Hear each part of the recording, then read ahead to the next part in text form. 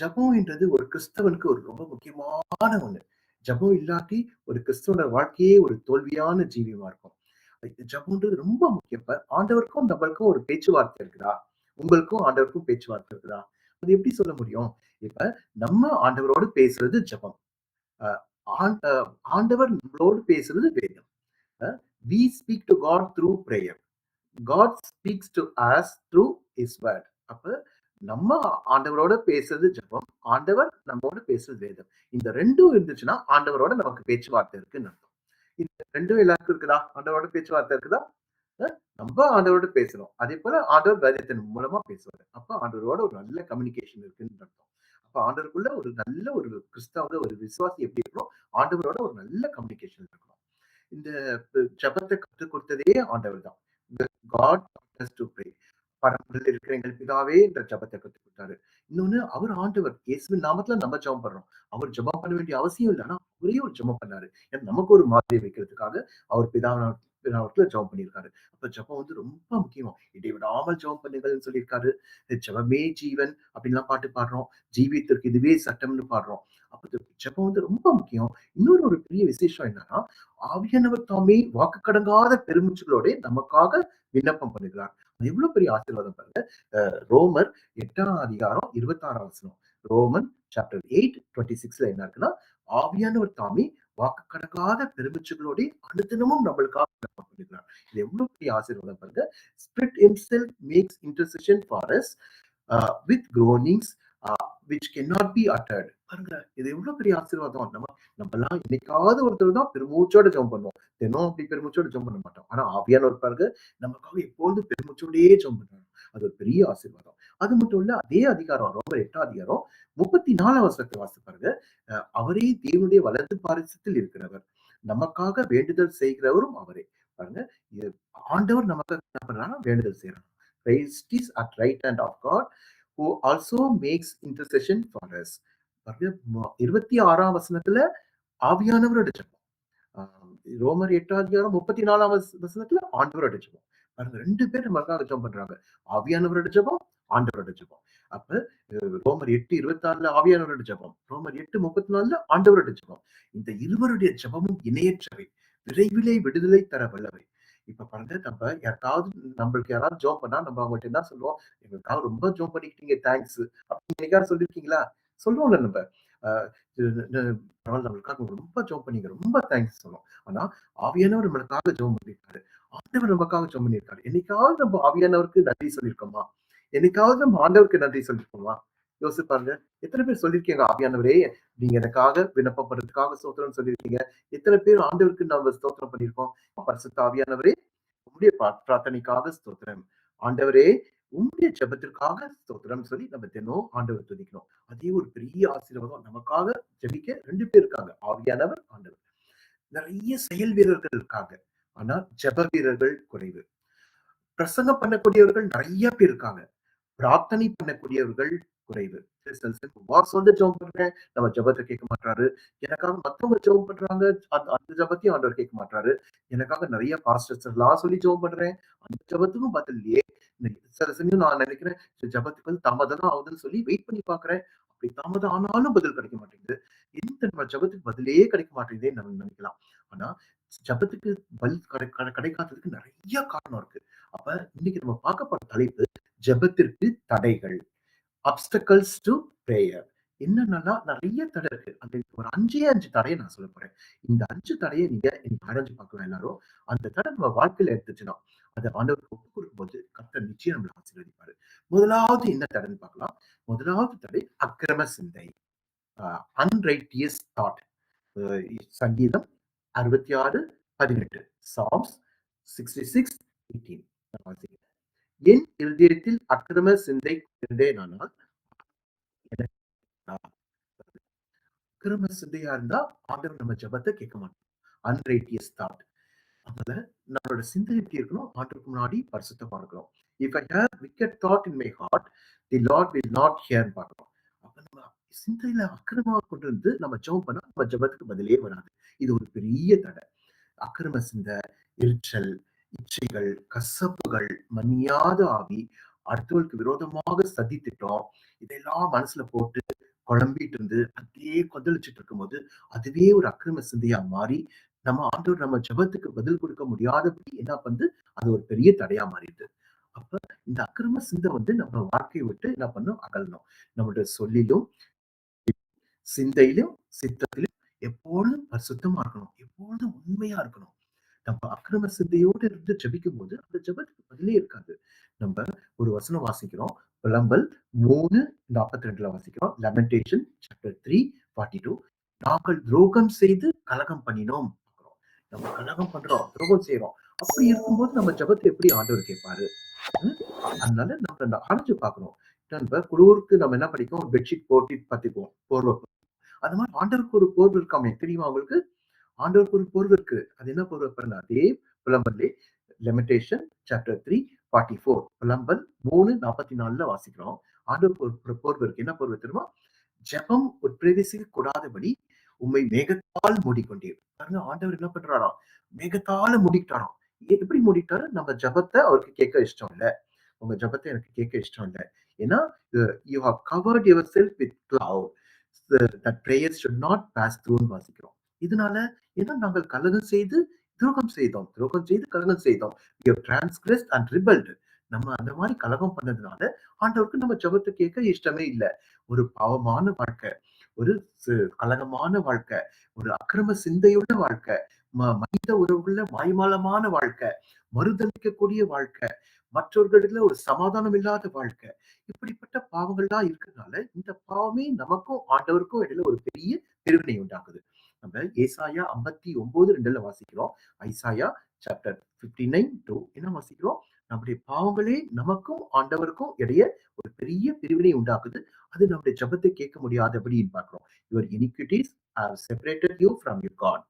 Your sins have hidden his face from you so that he will not hear. அப்ப நம்மளோட ஜெபத்த ஆண்டவர் கேட்க முடியாதபடி எது தடையா இருக்கு? நம்முடைய அக்கிரமம். அப்ப நம்ம என்ன பண்ணணும்? அக்கிரம சிந்தையை நம்ம விட்டு அகல வேண்டும். நம்ம அக்கிரம சிந்தையோட நம்ம ஜெபம் பண்ணா, ஆண்டவர் நம்ம ஜெபத்த கேட்கவே மாட்டாரு. பாருங்க, அக்கிரம சிந்தையோட ஜெபம் பண்ணி, அந்த அக்கிரமம் நமக்கும் ஆண்டவருக்கும் ஒரு பிரிவினை உண்டாக்குனா, எப்படி ஆண்டவர் நம்ம ஜெபத்த கேட்பாரு? அதனால நம்ம ஜெபத்துக்கு முக்கியமான தடை என்னன்னா, அக்கிரம சிந்தை. நம்ம என்ன பண்ணணும்? அக்கிரம சிந்தையோடு இருக்கக்கூடாது. நம்மளோட சிந்தை வந்து எப்போதும் பரிசுத்தமா இருக்கணும். நம்ம ஒரு சின்ன பிள்ளை ஒரு அம்மா கிட்ட போய் கேக்குது. அம்மா எனக்கு பசிக்குது, சாப்பாடு போடுன்னு தட்டு எடுத்துட்டு போகுது. அந்த அம்மா பாக்குறாங்க தட்ட. தட்டுல 2 முடி கிடக்கு. அப்புறம் ஒரு ஓரத்துல ஒரு செத்து போன ஈ கிடக்குது. அந்த அம்மா சொன்னாங்க, "ஏன்பா தட்டு சுத்தமா இல்ல. தட்டு அழுக்கா இருக்குது. பாரு இந்த செத்து போன ஈ இருக்கு, முடி இருக்கு. நீ போய் தட்ட சுத்தமா கழுவிட்டு தொடச்சுட்டு வா. நான் உனக்கு சாப்பாடு போடுறேன்னு" சொன்னாங்க. பாருங்க, அப்ப தட்டு வந்து சுத்தமா இல்லாட்டி சாப்பாடு இல்ல. அதேபோல நம்முடைய வாழ்க்கையில நம்முடைய இருதயம் சுத்திகரிக்கப்படல அப்படின்னா, நம்ம இருதயம் அசுத்தமா இருக்கும்போது, ஆண்டவர்ட்டேருந்து நம்ம ஜெபத்துக்கு பதில் இல்ல. ஆசீர்வாதமும் இல்ல. அப்ப நம்முடைய சிந்தையில தூய்மை இருக்கணும். நம்ம சிந்தையில தூய்மையா இருக்கும்போது, அக்கிரம சிந்தை நம்ம வாழ்க்கைய விட்டு அகல வேண்டும். அப்படி அக்கிரம சிந்தை நம்ம வாழ்க்கைய விட்டு அகலும்போது, ஆசீர்வாதங்கள் நமக்கு சொந்தமாகும். அப்ப நம்ம வாழ்க்கையில ஒரு பெரிய செழிப்பு உண்டாகும். அ யாக்கோபு நாம் பார்க்கிறோம் பழைய ஏற்பாட்டுல. அவரு யாக்கோபு ஜெபம் பண்ணாரு. அப்படி எப்படி ஜெபம் பண்ணாரு? அவரு ஆதியாகமம் 32:26ல வாசிக்கிறோம். Genesis chapter 32:26. எப்படி ஜெபம் பண்றாரு? "நீர் என்னை ஆசீர்வதித்தால் ஒழிய உம்மை போக விடேன்" அப்படின்னு சொல்றாரு.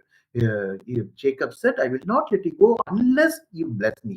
சரி, விடாப்பிடியா ஜெபம் பண்றாரேன்னு சொல்லிட்டு ஆண்டவர் ஆசீர்வாதத்தை குடுத்துட்டாரா? சரிப்பா, எடுத்துக்க நீ விட மாட்டேங்கிறன்னு சொல்லி ஆசீர்வாதத்தை குடுத்துட்டாரா? இல்ல. ஆண்டவர் என்ன பண்றாரு? அந்த ஜெபத்துக்கு யாக்கோபுட்ட ஒரு கேள்வி கேட்கிறாரு. என்ன கேட்கிறாரு? "உன் பெயர் என்ன?" A God said to him, "what is your name?" அதுக்கு யாக்கோபு என்ன பதில் குடுக்குறாரு? "என் பேர் யாக்கோபு. நான் எத்தன்." He said Jacob. யாக்கோபு அப்படின்னா எத்தன். எத்தன் அப்படின்னா ஏமாத்துறவன். யாக்கோபு அந்த இடத்துல உண்மைய ஆண்டவருக்கு சொல்றாரு. நான் ஆண்டவருக்கு முன்னாடி யாருமே ஏமாத்த முடியாது. நம்ம மனுஷன் ஏமாத்தலாம். மனுஷர்ட்ட வந்து என்ன வேணா பொய் சொல்லலாம். ஆனா ஆண்டவருக்கு முன்னாடி நம்ம ஏமாத்தவே முடியாது. ஆண்டவர் நம்முடைய இருதயத்த பார்க்கிறாரு. இந்த யாக்கோபு பாருங்க ஆண்டவருக்கு முன்னாடி உண்மைய சொல்லிட்டாரு. நான் எத்தன் ஏமாத்துவேன். டிசீவர் எத்தன் சொல்றாரு. அப்படி பாருங்க அந்த யாக்கோபு பாருங்க. யாக்கோபு என்ன பண்றாரு? அவர் தன்னோட பெயர மாத்தி, அத ஏசாமி ஏமாத்தி, அவங்க தகப்பனை ஏமாத்தி, தமையனை ஏமாற்றி, தாயை ஏமாத்தி, அ அங்க கடைசியில சொத்துக்களை எல்லாம் சுட்டிட்டு போனவர் தான் இந்த யாக்கோபு. தன்னோட பிறப்புரிமை எல்லாத்தையும் சுட்டிட்டு போனவன் தான் இந்த யாக்கோபு. அ ஆசீர்வாதங்கள் எல்லாம் அமுக்கிக்கிட்டு போனவன் தான் இந்த யாக்கோபு. அப்ப திரும்பி வர யாக்கோபு திரும்பி வரானான்னு பாக்குறாரு. அதுக்குதான் ஆண்டவர் கேட்கிறாரு, உன் பேர் என்ன? வாட் இஸ் யுவர் நேம் கேட்கிறாரு. அப்ப அவன் யாக்கோபுன்னு உண்மையை சொல்லிட்டான். இதுக்கு முன்னாடி ஏசான்னு ஏமாத்திட்டு போனவன் இந்த நேரத்துல உண்மையா என் பேர் யாக்கோபு, நான் எத்தன், நான் ஏமாத்துறவன் உண்மையை சொல்லிட்டான். அப்ப அவன் திருந்தி வரானான்னு பாக்குறதுக்கு யாக்கோபு பேரு, இவன் பேர் என்னன்னு கேட்டோம்னா யாக்கோபுன்னு சொல்லிடுறான். சொன்னதுக்கு அப்புறம் பண்றாரு, அவனை ஆசீர்வதிக்கிறாரு. அப்போ ஒரு காலகட்டத்துல அவன் செஞ்ச பாவத்தை, அவன் செஞ்ச அக்கிரமத்தை எல்லாத்தையும் என்ன பண்றாரு, அவன் அறிக்கையிட்ட போது கர்த்தர் அவனை ஆசீர்வதிக்கிறாரு. கர்த்தர் யாக்கோபையே ஆசீர்வதிச்சாரு. இப்ப அவன் யாக்கோபுன்னு சொன்ன உடனே ஆசீர்வதிச்சிட்டாரா? இல்ல. அவனோட பேரை இஸ்ரவேல் மாத்துறாரு. கர்த்தர் ஆசீர்வச்சது யாரு? யாக்கோபையா? இஸ்ரவேலையா?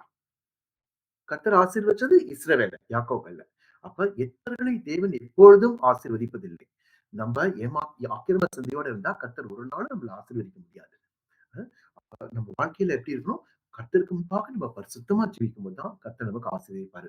மனம் திரும்பியவங்க, பாவத்தை அறிக்கையிட்டவங்க, கர்த்தரோடு ஒருமித்து ஒரு மன சிந்தையா வாழ்றவங்க, தன் ஆத்துமாக்களை ஆண்டவரோடு ஒருமுகப்படுத்திக் கொண்டவங்க, இவங்களுக்கு தான் ஆசீர்வாதம். அக்கிரம சிந்தைகளை களைந்த மனுஷனுக்கு தான் ஆசீர்வாதங்கள் சொந்தமாகும். இந்த யாக்கோபு பாருங்க, அக்கிரம சிந்தையெல்லாம் கலைஞ்சிட்டு வந்தா கர்த்தர் அவனை ஆசீர்வதிச்சாரு. அதனால அக்கிரம சிந்தையை விட்டு நீங்க முதலாவது மனம் திரும்பணும். அக்கிரம சிந்தையை விட்டு ஆண்டவருக்கு ஒப்பு கொடுக்கணும். அக்கிரம சிந்தையை நம்ம சரீரத்துல நம்ம ஆட்கொள்ளக்கூடாது. அதனால நம்ம ஆத்துமாக்களை மட்டும் இல்ல, நம்ம சரீரத்தையும் ஆண்டவருக்கு ஒப்பு கொடுக்கணும். நம்ம சரீரத்தை மட்டும் இல்ல, நம்முடைய சிந்தையும் ஆண்டவருக்கு ஒப்பு கொடுத்து அப்படி வாழ்ந்தா நிச்சயமா கர்த்தர் நமக்கு ஆசீர்வாதத்தை கொடுப்பாரு. நம்ம ஜெபத்துக்கு பதில் கொடுப்பாரு. நம்ம 2 நாளாகமும் 7ஆம் அதிகாரம் 14ஆம் வசனத்தை வாசிக்கிறோம். Second Chronicles chapter 4:14. அதுல என்ன வாசிக்கிறோம்? என் நாமம் தரிக்கப்பட்ட என் ஜனங்கள் தாழ்த்தி எனக்கு முன்னாடி ஜெபம் பண்ணா நான் என்ன பண்ணுவேன்? அந்த தேசத்துக்கு சேமத்தை கொடுப்பேன்னு சொல்லியிருக்காரு. அப்ப if my people who are called by name will humble themselves and pray and seek my face and turn from their wicked ways, அவங்க தன் வழிகளை எல்லாம் அக்கிரம செயல்களை விட்டு மனம் திரும்பினார், then I will hear from heaven and will forgive that sin and heal their land வாசிக்கிறோம். அப்ப நம்ம அக்கிரம செயலெல்லாம் விட்டுட்டு ஜெபிக்கும் போதுதான் ஆண்டவர் தேசத்துக்கு சேமத்தை கொடுப்பாரு. அப்ப அக்கிரம சிந்தை கலைந்து விட்டு ஆண்டவர் சமூகத்துக்கு எல்லாரும் வாங்க. Remove your wicked thought and come into your presence. அப்படி இருக்கும்போது நிச்சயமா ஆண்டவர் நம்ம ஜெபத்தை கேட்பாரு. நம்ம மனம் திரும்பாம நம்ம அக்கிரம சிந்தையோட இருந்துட்டு நம்ம மத்தவங்களை ஜெபம் பண்ண சொல்லி மத்தவங்கள ஜெபத்தினால எந்த பிரயோஜனம் இல்லை. நம்ம மனம் திரும்ப மாட்டோம். மத்தவங்களுக்கு எனக்காக நீங்க ஜெபம் பண்ணுங்கன்னு சொல்லிட்டு மத்த பாஸ்டர்ட்ட ஜெபம் பண்ண சொல்றோம், மத்தவங்களை ஜெபம் பண்ண சொல்லி அந்த ஜெபத்து மேல நம்பிக்கையா இருந்தால் அதனால எந்த பிரயோஜனமும் இல்லை, வேஸ்ட். முதலாவது நம்ம என்ன பண்ணணும்? நம்ம மாறணும். நம்மளோட அக்கிரம சிந்தை மாறணும். அப்படி இருக்கும்போது ஆண்டவர் நம்ம ஜெபத்தை கேட்பாரு. மத்தவங்களை நம்ம ஜெபம் பண்றது நல்லதுதான். ஆனா அதே நேரத்துல நம்ம என்ன பண்ணணும்? அக்கிரம சிந்தை விட்டு நம்மளோட ஆண்டவருக்கு முன்னாடி பரிசுத்தமா ஜீவிக்கிறப்பதான் நம்மளோட ஜெபத்துக்கு பதில் இருக்கும். அப்ப நம்ம ஜெபத்துக்கு பதில் கிடைக்காம இருக்கிறதுக்கு ஒரு முக்கியமான தடை என்னது? இந்த அக்கிரம சிந்தை. இப்ப 2வது ஒரு தடை பார்க்கலாம். முதலாவது நம்ம அக்கிரம சிந்தைன்னு பார்த்தோம். அன்ரைட்டியஸ் தாட். 2வது தடை என்னன்னா அவிசுவாசம். அன்பிலீஃப். 1ஆம் அதிகாரம் 8ஆம் வசனம். James chapter 1:8. இருமனமுள்ளவன் தன் வழிகளில் எல்லாம் நிலையற்றவனா இருக்கிறான். அப்படிப்பட்ட மனுஷன் தான் கர்த்தரிடத்தில் எதையாகிலும் பெறலாம் என்று நினையாதிருப்பானாக. Double minded man unstable in all his ways. அந்த விசுவாசம் இல்லாத ஒரு வாழ்க்கை, 2 மனமா இருக்குது. ஆண்டவர் மேல விசுவாசமே இல்லாத வாழ்க்கை. நம்ம எப்போதும் ஆண்டவர்கிட்ட ஜெபம் பண்ணும்போது எப்படி ஜெபம் பண்ணணும்? ஒரு விசுவாசத்தோட ஜெபம் பண்ணணும். அவிசுவாசத்தோட இருந்தா நம்ம ஜெபத்துக்கு பதில் இல்லை. விசுவாசம் இல்லாமல் தேவனுக்கு பெருமையா இருப்பது கூடாத காரியம். Without faith it is impossible to please God அப்படின்னு வாசிக்கிறோம். அப்ப நம்ம விசுவாசமா இருக்கிறோம். விசுவாசம் நம்மளோட வாழ்க்கையை விட்டு அகல வேண்டும். இந்த அவநம்பிக்கை அப்படின்னா, இந்த அவநம்பிக்கை என்ன சொல்லுதுன்னா, நான் விசுவாசிக்க மாட்டேன். அப்படி நான் உன்னை விசுவாசினா எனக்கு நீங்க கேரண்டி கொடுக்கணும், எனக்கு சாட்சியங்களை கொடுக்கணும், எனக்கு நிருபங்களை கொடுக்கணும், எனக்கு என்ன பண்ணணும்? உத்தரவாதத்தை கொடுக்கணும். அவிசுவாசம் என்ன சொல்றது? அன்பிலீஃப். நீ என்னதான் எனக்கு சாட்சியத்தை கொடுத்தாலும், என்னதான் எனக்கு ப்ரூஃப் கொடுத்தாலும், என்னதான் எனக்கு கேரண்டி கொடுத்தாலும், என்னதான் உத்தரவாதம் கொடுத்தாலும் நான் நம்ப மாட்டேன், நான் நம்ப விரும்பவில்லைன்னு சொல்லுது. Doubt needs evidences, proof and guarantees. But unbelief does not believe anything. Lack to trust in everything. அப்ப அவிசுவாசம்ன்றது ஒரு ஆபத்தான பாவம். அன்பிலீஃப் இஸ் டேஞ்சரஸ் சின்.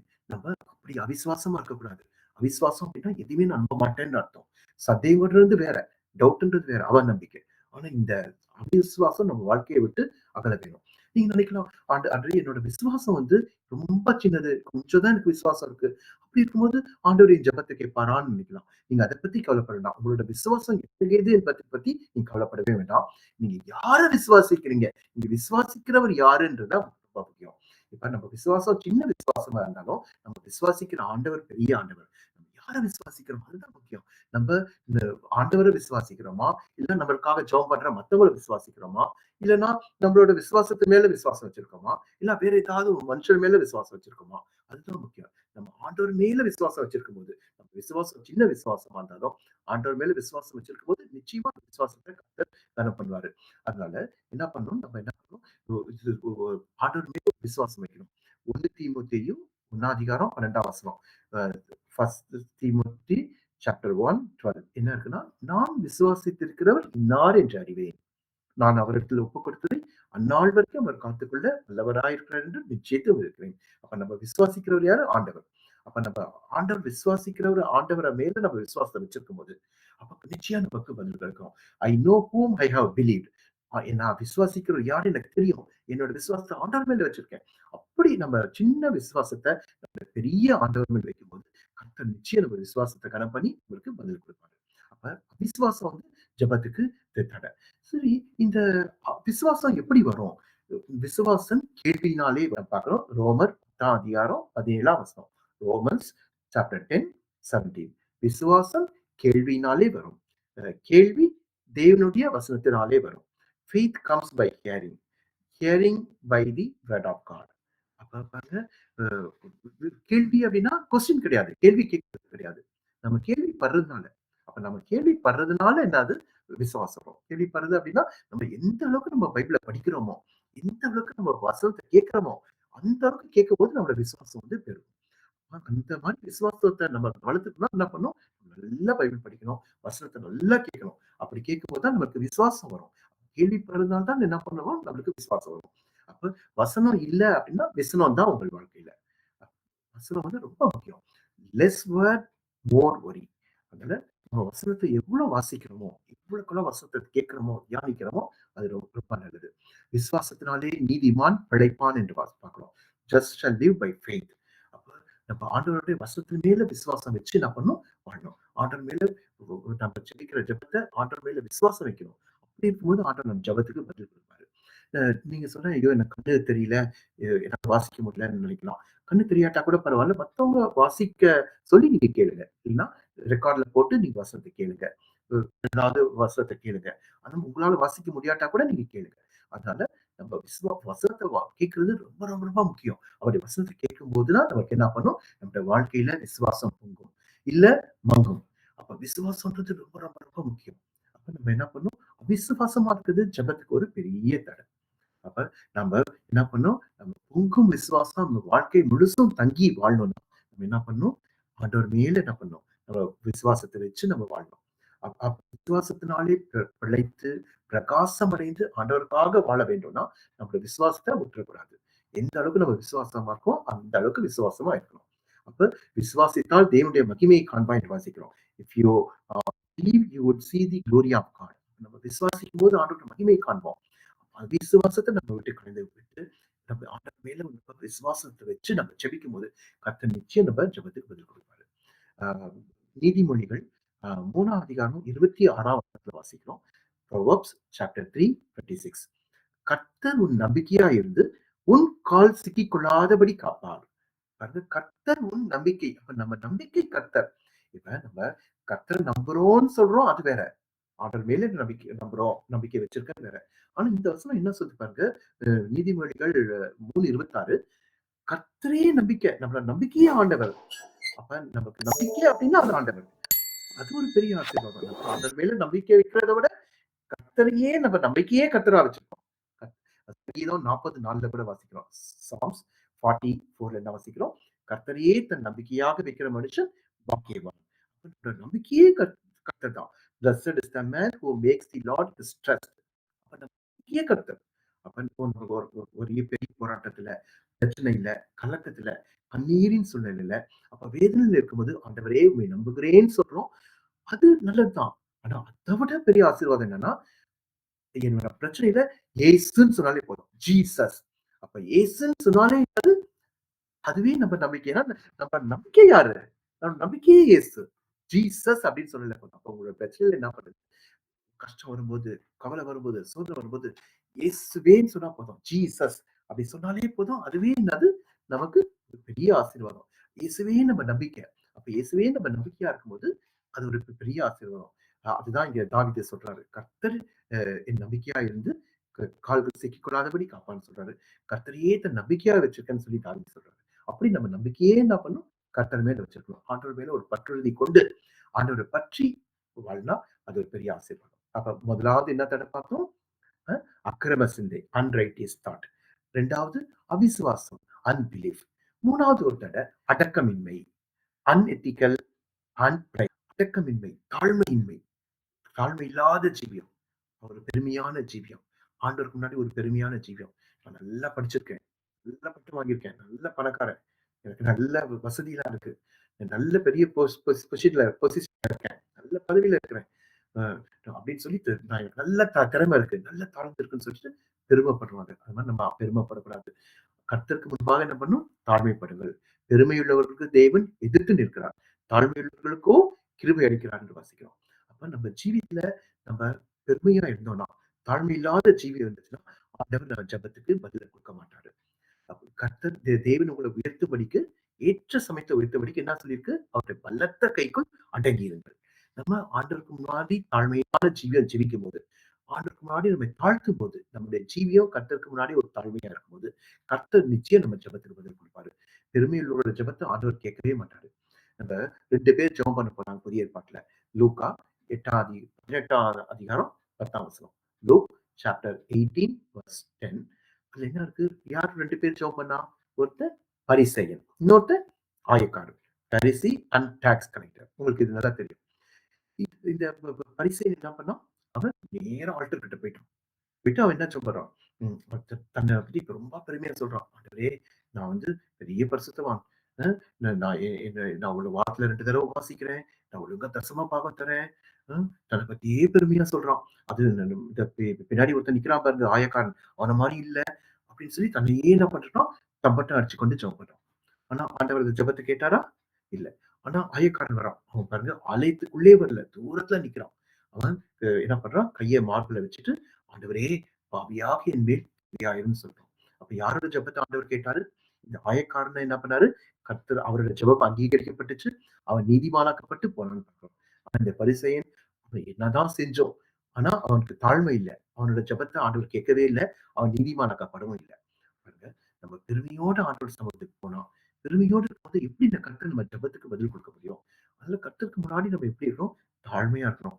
ஆண்டவரே, நீங்க எனக்கு கொடுத்த ஆசீர்வாதம் எல்லாம் நீங்க கொடுத்தது. நான் ஒண்ணுமே இல்ல கர்த்தாவே. இந்த உலகத்துல ஒண்ணுமே இல்ல. எல்லாமே ஏசப்பா உங்க கையிலேருந்து கிடைச்சது. இந்த நான் படிச்சேன்னா அது உங்களோட கிருபை. இப்ப நான் வேலை செய்றேன்னா அது உங்க கிருபை. மாசம் நான் சம்பாதிக்கிறேன் அப்படின்னா உங்க கிருபை. ஒரு வீடு இருக்குன்னா அது உங்க கிருபை. எல்லாமே உங்களோட கிருபை கர்த்தாவே. உங்களோட கிருபை இல்லாம என்னால ஒண்ணுமே இல்ல. அப்படி ஆண்டவருக்கு முன்னாடி நம்ம தாழ்த்தும்போது, கர்த்தர் நிச்சயம் நம்மள ஆசீர்வதிப்பார். நம்ம ஜெபத்த கேட்பார். அப்ப நம்ம ஜெபத்துக்கு தடைக்கு ஒரு முக்கியமான ஒரு காரணம் என்ன? இந்த ஒரு பெருமை, தாழ்மையின்மை. அதனால இன்னைக்கு நம்ம உங்கள எல்லாரும் யோசிச்சு பாருங்க. நம்ம கர்த்தருக்கு முன்னாடி நம்ம ஜீவியம் எப்படி இருக்கு? தாழ்மையுள்ள ஜீவியமா இருக்கா? நம்ம இருதயத்துல தாழ்மையா ஜீவிக்கிறோமா? இல்ல ரொம்ப பெருமையா இருக்கோமா? அப்படி பெருமை உள்ளவருக்கு தேவன் எதிர்த்து நிற்கிறார். அப்ப தேவனே எதிர்த்து நின்னாரு அப்படின்னா, எப்படி நம்ம ஜெபத்த கேட்பாரு? அதனால நம்ம என்ன பண்ணணும்? கர்த்தருக்கு முன்னாடி தாழ்மையா இருக்கணும். நம்மளோட ஜீவியம் தாழ்மையுள்ள ஜீவியமா இருக்கணும். ஆண்டவர் இந்த உலகத்துல ஜீவித்த போது, அவர் எப்படி ஜீவிச்சார் பாருங்க. அவர் பெருமையா ஜீவிச்சாரா? அவர் மனுஷகுமாரன். அவரு எப்படி ஜீவிச்சாரு? தாழ்மையுள்ள ஜீவியம் செஞ்சாரு. அவர் நமக்கு ஒரு முன்மாதிரி வச்சிருக்காரு. நம்ம ஜீவியத்துல தாழ்மையா ஜீவிக்கும்போது, கர்த்தர் நிச்சயம் நம்ம ஜெபத்த கேட்பாரு. நம்ம பெருமையா இருக்கும்போது, அது நம்ம ஒரு பெரிய தடை இந்த ஜெபத்துக்கு. முதலாவது தடை என்ன பார்த்தோம்? அக்கிரம சிந்தை, அன்ரைட்டியஸ் தாட். 2வது அவிசுவாசம், அன்பிலீவ். 3வது அடக்கமின்மை, அன்எத்திக்கல் அண்ட் பிரைட். 4வது ஒரு தடை இருக்கு. அந்த தடை என்னன்னா, அடுத்தவரை மன்னியாமை, அன்ஃபர்கிவ்னஸ். நம்ம ஜெபம் பண்றது போது நம்ம யோசிச்சு பார்க்கணும். நம்ம யாரையாவது மன்னிக்காம இருக்கோமா? நம்ம மத்தவங்க மேல ஒரு கசப்பு வச்சுக்கிட்டு, மத்தவங்க மேல ஒரு மன்னிக்காம, அவங்க மேல ஒரு மனசுக்குள்ள ஒரு கசப்ப வச்சுக்கிட்டு நான் ஜெபம் பண்ணும்போது, கர்த்தர் அந்த ஜெபத்த கேட்க மாட்டாரு. நம்ப மத்தவங்கள மன்னிக்காம ஜீவிச்சா நம்மளோட ஜெபத்துக்கு பதிலே கிடையாது. அதனால நம்ம ஜெபம் பண்ணும்போது நம்ம நம்ம யோசிச்சு பார்க்கணும். நம்ம வந்து மத்தவங்கள மன்னிக்கிறோமா? நம்ம எப்படி மத்தவங்கள மன்னிச்சு வாழ்றோமா? அதுதான் ரொம்ப முக்கியம். இப்ப இது நீங்க ஒவ்வொருத்தரும் ஜெபம் பண்றது யோசிச்சு பாருங்க. நீங்க யாரையாவது மன்னிக்காம இருந்திருக்கீங்க அப்படின்னு யோசிச்சு பாருங்க. மார்க் 11:25 வாசிக்கிறோம். Mark chapter 11:25. நீங்கள் நின்று ஜெபம் பண்ணும்போது யார் உங்களில் ஒரு ஒரு பேருக்கு ஒரு குறை இருந்தா என்ன பண்ண சொல்லியிருக்காரு? ஒருவருக்கொருவர் மன்னியுங்கள் அப்படின்னு சொல்லியிருக்காரு. மார்க் 11:25. மார்க் 11ஆம் அதிகாரம் 25ஆம் வசனம். ஒருவருக்கொருவர் மன்னியுங்கள்ன்னு சொல்லியிருக்காரு. Whenever you stand praying, if you have anything against anyone, forgive him. அப்ப நம்ம ஒருத்தருக்கு ஒருத்தர் மன்னிக்கணும்னு சொல்லியிருக்காரு. அப்ப நம்ம ஜெபம் பண்ணும்போது அதுக்கு முன்னாடியே என்ன பண்ணிருக்கணும்? மன்னிச்சிருக்கணும். அப்ப நம்ம யாரையுமே மன்னிக்காம நான் ஜெபம் பண்ணும்போது அந்த ஜெபத்துக்கு பதில் கிடையாது. இது ஜெபத்துக்கு ஒரு பெரிய தடை. அதனால நல்ல மத்தவங்கள மன்னிக்கிறதுக்கு பழகிக்கோங்க. மன்னிச்சு நம்ம ஜெபிக்கும்போது, நிச்சயமா கர்த்தர் அந்த ஜெபத்தெல்லாம் கேட்பாரு. அ எங்களுக்கு விரோதமாக குற்றம் செய்கிறவர்களை நாங்கள் மன்னிக்கிறது போல எங்கள் பாவங்களை அ இது மன்னிக்கன்னு சொல்லி நான் ஜெபம் பண்றோம். அத அப்படியே மாத்தி சொன்னா, எங்களுக்கு விரோதமாக குற்றம் செய்கிறவர்களை நாங்கள் மன்னிக்காதிருக்கிறது போல, நீ எங்கள் பாவங்களை மன்னியாதிரும் ஆண்டவரே! அப்படி ஜெபம் பண்ணா எப்படி? அப்படி இல்ல. ஆண்டவர் மத்தவங்க குற்றத்த நாங்க மன்னிக்கிறது போல எங்களுக்கு மன்னியும்ன்னு சொல்லி ஜெபம் பண்றோம். அப்ப நம்ம என்ன பண்ணோம்? மத்தவங்க செய்யற தப்ப, குற்றத்த நம்ம மன்னிக்கிறோம். ஆண்டவர் 7, 70 தடவ மன்னிங்கன்னு சொல்லியிருக்காரு. அப்ப நாம் எல்லாரும் எதுக்காக மன்னிக்கணும்? நம்ம என்ன மத்தவங்கலாம் என்ன இளிச்சவாயனா நினைக்கலாம். மத்தவங்கலாம் மன்னிக்க மாட்டாங்க. என்ன கிறிஸ்தவனா என்ன மன்னிக்குவான் அப்படின்னு நினைக்கலாம். நாம் எதுக்காக மன்னிக்கிறோம்? நாம் எல்லாரும் மன்னிக்கப்பட்டவர்கள். நாம் எல்லாரும் மன்னித்த கிறிஸ்துவின் மாதிரியை கற்றவர்கள். நாம் எல்லாரும் மற்றவர்களை மன்னிக்க வேண்டியவர்கள். We are all forgiven by God. We have seen the forgiven nature of Jesus Christ. We are born to forgive. அப்ப நம்ம மத்தவங்க எல்லாரையும் என்ன பண்ணும்? மன்னிச்சு வாழும்போது, கர்த்தர் நம்ம ஜெபத்த நிச்சயம் கேட்பாரு. கொலோசையர் 3:13 வாசிக்கிறோம். கொலோசையர் சாப்டர் 3:13. ஒருவரை ஒருவர் தாங்கி, ஒருவர் பேரில் ஒருவருக்கு குறைபாடு உண்டானால், கிறிஸ்து உங்களுக்கு மன்னித்தது போல ஒருவருக்கொருவர் மன்னியுங்கள். நம்ம எப்படி மன்னிக்கணுமோ, கிறிஸ்து மன்னித்தது போல மன்னிக்கணுமா? இயேசு கிறிஸ்து எப்படி மன்னிச்சாரோ, அது போல மன்னிக்கணுமா? இயேசு கிறிஸ்து எப்படி மன்னிச்சாரு? அ ப forgiving one another as Christ forgive you, so you also must do. இயேசு மன்னிச்சது போல நம்ம மன்னிக்கணுமா? இயேசு எப்படி மன்னிச்சாரு? அவரு சிலுவையில தொங்கிட்டு இருக்கும்போது, யாராவது இயேசு கிட்ட மன்னிப்பு கேட்டாங்களா? இல்ல. யாராவது மன்னிப்பு கேட்டாங்களா? யாரும் மன்னிப்பு கேட்கல. சரி. அவர்ட்ட யாராவது மன்னிப்பு கேட்க விரும்புனாங்களா? அவர் சிலுவையில இருக்கும்போது யாரும் மன்னிப்பும் கேட்கல, மன்னிப்பு கேட்க விரும்பவும் இல்ல. ஆனா ஆண்டவர் என்ன பண்றாரு? மன்னிப்பு கேட்காதவங்களையும் மன்னிக்கிறாரு. மன்னிப்பு கேட்க விரும்பாதவங்களையும் என்ன பண்றாரு? மன்னிக்கிறாரு. நம்ம ஆண்டவர் எவ்வளவு நல்ல ஆண்டவர் பாருங்க. அதுதான் இந்த கொலோசையில வாசிக்கிறோம். நீங்களும் என்ன பண்ணுங்க, இயேசு கிறிஸ்து உங்களுக்கு மன்னித்தது போல என்ன பண்ணணும்? ஒருவருக்கொருவர் கூட மன்னிக்க சொல்லியிருக்கு. அப்ப இயேசு வந்து மன்னிப்பு கேட்காதவங்களையும் மன்னிக்கிறாரு. மன்னிப்பு கேட்க விருப்பம் இல்லாதவங்களையும் மன்னிக்கிறாரு. அதே போல நம்ம ஜீவியத்துல இருக்கணும். ஆ இயேசு என்ன பண்ணணும்? மன்னிப்பு கேட்கிறவங்களையும், கேட்காதவங்களையும், மன்னிப்பு கேட்க விரும்பாதவங்களையும் நம்ம என்ன பண்ணணும்? God forgave those who did not ask or seek him forgiveness. நம்ம ஸ்தேவானுடைய வாழ்க்கையை வாசிக்கிறோம். ஸ்டீபன் அப்போஸ்தலர் 7ஆம் அதிகாரம் 60ஆம் வசனம் கடைசி வசனம். ஆக்ட்ஸ் சாப்டர் 7:60 அது கடைசி வசனத்தை வாசிக்கிறோம். ஸ்தேவான் ஒரு இயேசுவை போல வாழ்க்கை வாழ்ந்த ஒரு மனிதர். அவர் பாருங்க, அவர் என்ன பண்றாரு? இங்க ஸ்தேவான் என்ன பண்றாங்க? கல் எறியறாங்க. அவர நோக்கி சர்ற மாரியா கல் வருது. 200, 300 கல் வருது. ஒரு கல்லு கண்கள்ல வருது. ஒரு கல்லு மூக்குல, ஒரு கல்லு பல்லுல. சர்ற மாரியா அவர இந்த கல்லால அடிக்கிறாங்க. அப்படியே அவரால தாங்க முடியாம கீழ விழுகுறாரு. குற்றுயிரா கீழ விழுகுறாரு. அந்த நேரத்துல அவர் முழங்கால் படியிடுறாரு. அந்த நேரத்துல ஜெபம் பண்றாரு. அவர் எப்படி ஜெபம் பண்றாரு? இயேசு ஜெபித்தது போல ஜெபம் பண்றாரு. இயேசு எப்படி ஜெபம் பண்ணாரு? சிலுவையில. பிதாவே இவர்களுக்கு மன்னியும் தாங்கள் செய்கிறது இன்னதென்று அறியாதிருக்கிறார்களே. அதே போல இவர் ஜெபம் பண்றாரு. இவர் என்னன்னு ஜெபம் பண்றாரு? தேவன் என்ன ஜெபம் பண்றாரு முழங்கால படியிட்டு? ஆண்டவரே இவர்களுடைய பாவத்தை இவர்கள் மேல் சுமத்தாதிருன்னு சொல்றாரு. Stephen knelt down and cried out with a loud voice, Lord, do not charge them with this sin. Uh, and when he had said this, he fell asleep. அதுக்கப்புறம் என்ன பண்றாரு பாக்குறோம்?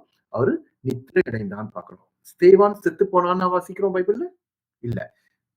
ஸ்தேவான் நித்திரை அடைந்தான்னு பாக்குறோம். அப்போ ஒரு விசுவாசிக்கு மரணம்ன்றது ஒரு நித்திரை. விசுவாசிக்கு மரணம்ன்றது ஒரு நித்திரை. நித்திரைன்னா என்ன? இங்க கண்ண மூடிட்டு அங்க பரலோகத்துல கண்ண திறக்க போறோம். இங்க உலகத்துல கண்ண மூடுவோம், ஆண்டவர் சமூகத்துல கண்ண திறப்போம். அதுதான் ஒரு விசுவாசிக்கு, உண்மையான ஒரு விசுவாசிக்கு அதுதான் மரணம். அதான் இந்த ஸ்தேவானோட மரணத்துல செத்து போனான்னு இல்ல. He fell asleep. அவன் நித்திரை அடைந்தான் இருக்கு. இன்னொன்னு ஆண்டவரே எழுந்திருச்சு நின்று ஸ்தேவானை வரவேற்றான்னு பார்த்தீங்க. அப்ப பாருங்க ஸ்தேவானோட ஜீவியம் எப்படி இருந்திருக்கு. அவன் சாதாரண ஒரு வேலை பந்தி விசாரிப்புக்காரன் தான். ஒரு பெரிய வேலை எல்லாம் செய்யல. சும்மா பந்தி எடுபிடி வேலை செய்யறதுதான். விசாரிப்புக்காரன் தான். அவரோட ஜீவியம் பாருங்க ஆண்டவரோட ஜீவியம் போல இருந்திருக்கு. ஆண்டவர் மன்னித்தது போல அவர் மன்னிச்சிருக்காரு. அவர் மேல இவ்வளவு கல்ல எறிறாங்க. அவங்கள இந்த பாவத்தை சுமத்தாதேரும் சொல்லி மன்னிச்சு ஜெபம் பண்ணியிருக்காரு. கடைசியில பாருங்க ஆண்டவர் எழுந்திருச்சு நின்னு அவரை வரவேற்கிறார். ஸ்தேவனோட ஜீவித்த பாருங்க. அப்ப சு அவருக்கு ஒரு கிறிஸ்தவுக்கு நான் சொன்னபடி ஒரு கிறிஸ்தவனுக்கு மரணம்ன்றது ஒரு நித்திரை. Death is just sleep for believer. நம்ம இந்த உலகத்துல இங்க கண்ண மூடுனா எங்க ஆண்டவர் சமூகத்துல போய் என்ன பண்ணுவோம்? கண்ண திறப்போம். அதுதான் ஒரு கிறிஸ்தவனுக்கு. அப்ப கிறிஸ்தவ வாழ்க்கையில மரணம் என்பது ஒரு முடிவானது இல்ல. கிறிஸ்தவ வாழ்க்கையில அது ஒரு முடிவில்லாத வாழ்க்கையின் ஆரம்பம். Death is not the end of the believer. That is the beginning of is life eternity. அப்ப கிறிஸ்தவ வாழ்க்கையில அதுதான் ஒரு ஆரம்பம். மரணம்ன்றது ஒரு கிறிஸ்தவ வாழ்க்கையில ஒரு முடிவில்லாத ஒரு ஒரு ஆரம்பம்னு சொல்லி வாசிக்கிறோம். ஒரு கவலை இல்லாம ஆண்டவர் மேல விசுவாசம் வச்சு நம்ம ஜீவிக்கணும். காரணம் எதுவும் இல்ல. மரணம் என்பது ஒரு பாவிக்குரிய அனுபவம் அல்ல. மரணம் என்பது ஒரு ஆவிக்குரிய அனுபவம். கிறிஸ்தவருக்கு மரணம் வந்து அப்படிதான் இருக்கணும். அப்படிதான் வேதம் சொல்லுது. அப்ப இத மனசுல வச்சு நம்ம மன்னிச்சு வாழணும். மத்தவங்களுக்கு மன்னிச்சு வாழும்போது, மனப்பூர்வமாக மன்னிச்சு வாழ்ற சிந்தையோடு இருக்கும்போது, கர்த்தர் நிச்சயம் என்ன பண்ணுவாரு?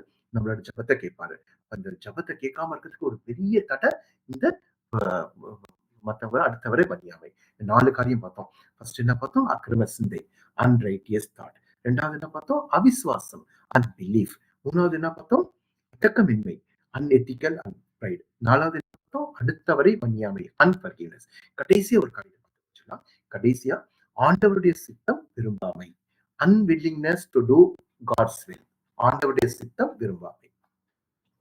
நம்ம ஜெபம் பண்ணலாம். நம்ம என்ன ஜெபம் பண்ணாலும் நம்மளோட ஜெபத்தோட கடைசி பார்ட் அது என்ன இருக்கும்னா, ஆண்டவரே உங்களுடைய சித்தத்தின்படியே ஆக கடவுது அப்படி சொல்லி ஜெபம் பண்ணணும். அப்ப நம்ம எந்த ஜெபம் பண்ணாலும் நம்ம வந்து ஆண்டவரோட பிள்ளை. நம்ம அப்பாட்ட எது வேணா கேட்கலாம். நம்மளுக்கு ஆசை எல்லாம் கேட்கலாம். தப்பு இல்ல. என்ன வேணா கேட்கலாம். எல்லாம் கேளுங்க. ஆனா ஜெபத்தோட கடைசியில என்ன பண்ணும்? ஜெபத்தோட கடைசி ஆண்டவரே என்ன உங்க சித்தத்துக்கு கொடுக்குறேன்னு சொல்லணும். அப்ப ஜெபத்தோட இறுதி கட்டம் ஆண்டவரோட சித்தமா இருக்கணும். அப்படி நம்ம ஆண்டவர் சித்தத்துக்கு ஒப்பு கொடுத்து ஜெபிக்கும் போது கர்த்தர் நிச்சயம் என்ன பண்ணுவாரு? நம்ம ஜெபத்த கேட்பாரு. நீங்க நினைக்கலாம், ஐயோ! ஆண்டவர் சித்தத்தின்படி கேட்டுட்டா, அப்ப நம்ம இஷ்டப்படுறது கிடைக்காம போயிடுமே! அவர் ஆண்டவர் சித்தத்தின்படி அவர் எதையோ குடுத்துருவாரே! அப்படின்னு நினைக்கலாம். அப்படி நினைக்கவே வேண்டாம். அந்த மாரி இல்ல. ஆண்டவர் சித்தத்தின்படி கேட்டா நிச்சயம் கிடைக்கும். கிடைக்காம போகாது. ஏன்னா, ஆண்டவருடைய சித்தம்ன்றது நம்ம கேட்கிறத விட அது பெரிய ஆசீர்வாதம். நம்ம நம்ம கேட்டா என்ன கேட்போம்? நம்ம கேட்கறதுக்கு மேல ஆண்டவர் குடுப்பார். நம்ம கேட்டா என்ன கேட்போம்? சிலுவையில வச்ச கல்லன் ஆண்டவர்ட்ட என்ன கேட்டோம்? ஆண்டவரே உங்க ராஜ்யத்தில் என்னை நினைத்தருளும். நம்ம கேட்டா அவ்வளவுதான் கேட்போம். நினைத்தருளும். உடனே ஆண்டவர் சரிப்பா நான் நினைச்சுக்கிறேன்னு பதில் கொடுத்தாரா? ஆண்டவர் என்ன சொன்னாரு? இன்றைக்கு நீ என்னோடு கூட பரதேசில் இருப்பாய் என்று மெய்யாகவே மெய்யாகவே சொல்கிறேன்னு சொல்லி. அப்ப அவன் ஆண்டவர்ட்ட கேட்டது என்ன? என்ன நினைச்சுக்கோங்கன்னு சொல்றான். ஆனா ஆண்டவர் அவனுக்கு கொடுத்தது என்ன? பரதேசி. He asked for favor, but God gave him paradise. பாருங்க, இவன் கேட்டது நினைக்கிறது. ஆனா ஆண்டவர் கொடுத்தது பரதேசி. அதே போல நம்ம கேட்கிறத விட மேலாதான் ஆண்டவர் கொடுப்பார். இன்னும் ஆண்டவர்ட்ட கேட்டு நம்ம என்ன கேட்போம்? சுகத்த கேட்போம். லாசருக்கு ஆண்டவர் இந்த ஜனங்க என்ன கேட்டாங்க?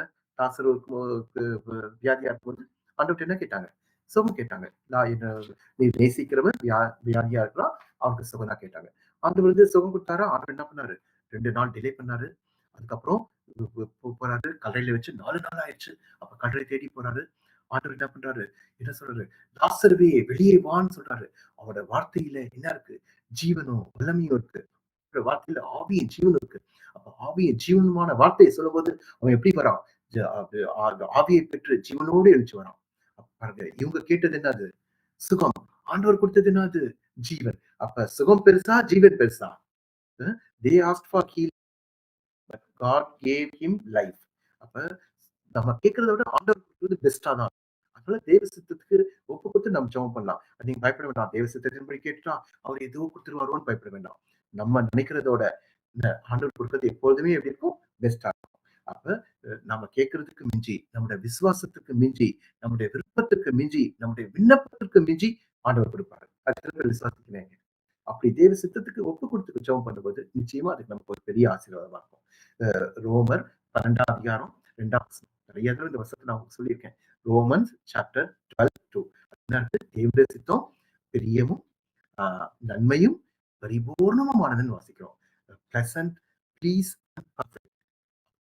சித்தம் அது பிரியமா இருக்கும் தேவனுக்கு. அது நன்மையா இருக்கும். ஒரு பரிபூர்ணமா இருக்கும். அதனால நம்ம வாழ்க்கைய தேவ சித்தத்துக்கு ஒப்புக் கொடுக்கணும். ஜெபம் பண்ணும்போது, ஆண்டவரே, இதெல்லாம் எனக்கு வேணும் ஆண்டவரே. ஆனா உங்க சித்தத்துக்கு ஒப்புக் கொடுக்கிறேன். உங்களுக்கு சித்தமானத இத தாங்கன்னு சொல்லி நம்ம கேட்கணும். அப்படி கேட்கும்போது நம்ம ஜெபத்துக்கு பதில் இருக்கு. கடைசியா ஒரு வசனத்த வாசித்து முடிச்சோம்னா, 1 யோவான் 5ஆம் அதிகாரம் 14ஆம் வசனம். First John chapter 5:14. நாம் எதையாகிலும் அவருடைய சித்தத்தின்படி கேட்டால், அவர் நமக்கு செவி கொடுக்கிறார் என்பதே நாம் அவரை பற்றிக் கொண்டிருக்கிற தைரியம். If we ask anything according to his will, he hears us. அப்ப நம்ம அவருடைய சித்தத்தின்படி கேட்கும்போது கர்த்தர் நமக்கு நிச்சயம் பதில் கொடுப்பாரு. அப்ப நம்ம இன்னைக்கு ஜெபத்துக்கு தடைகள், obstacles to prayer 5 தடைகள் பார்த்தோம். முதலாவது என்ன பார்த்தோம்? அ முதலாவது தடை அக்கிரம சிந்தை, unrighteous thought. 2வது அவிசுவாசம், unbelief. 3வது அடக்கமின்மை, unethical and pride. 4வது அடுத்தவரை மன்னியாமை, unforgiveness. கடைசி 5வது என்ன பார்த்தோம்? அ ஆண்டவருடைய சித்தம் விரும்பாமை, unwillingness to do God's will. இந்த 5 காரியத்த பார்த்தோம். இந்த நீங்க இன்னைக்கு உங்களை எல்லாரையும் தாழ்த்தி நம்ம யோசித்து பாருங்க உங்க ஜீவியத்த. இந்த 5 காரியம் நம்ம ஜீவியத்துல இருந்துச்சுன்னா, கர்த்தர் நம்ம ஜெபத்துக்கு பதில் கொடுக்க மாட்டாரு. இந்த 5 தடை நம்முடைய ஜீவியத்தை விட்டு அகலணும். இதுக்காக நம்ம என்ன பண்ணணும்? கர்த்தருடைய சமூகத்துல தியானிச்சு, இத என்ன பண்ணணும்? கர்த்தருக்கு நம்ம ஒப்புக் கொடுக்கணும். நீங்க வீட்டுக்கு போய் இத தியானிச்சு பாருங்க. இந்த இந்த 5 தடைய இல்லாம இருக்கும்போது, இந்த 5 தடையே இல்லாம நம்ம ஜீவியத்த நம்ம சரி செய்யும்போது, நிச்சயமா கர்த்தர் நம்ம ஜெபத்த கேட்பாரு. கர்த்தர் உங்க எல்லாரையும் ஆசீர்வதிப்பாரு. God bless you.